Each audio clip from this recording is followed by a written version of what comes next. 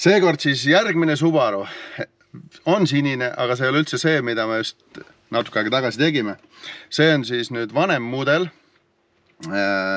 vana 2-liitrine mootor, nukkvõllid ei keera, aga tal on tehtud 2,5 stroke ja pandud suurem turbo,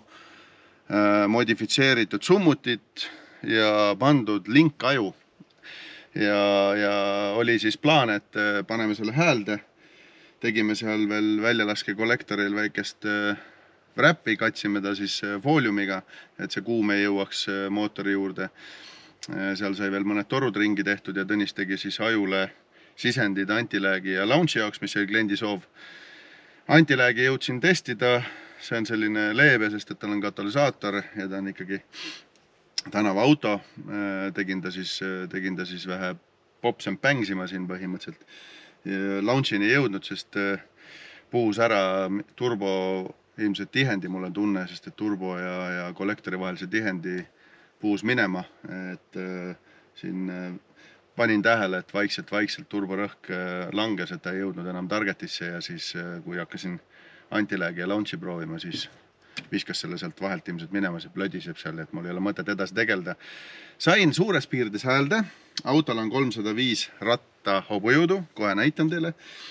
aga mis on teema, on see, et siin on mingid GT-nukad ja asjad ja põhimõtteliselt on mõeldud see auto, et käiks alto otsast ja originaalturboga ta ilmselt käikski, aga siin on oluliselt suurem turbo,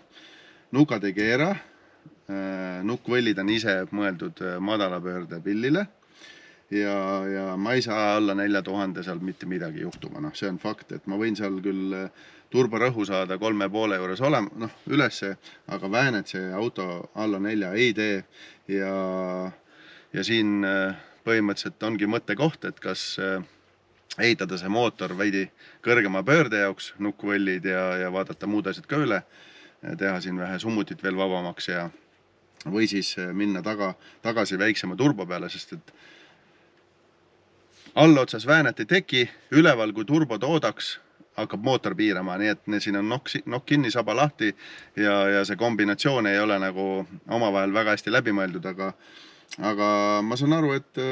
õppis klient, õppisime meie, nüüd sai vähemalt ta sõidukõlbulikuks ja võib-olla täiesti rahuldab, sest vahest on imelugu, et võtad siit 305 rattast ja 500 Newtonmeetrit ja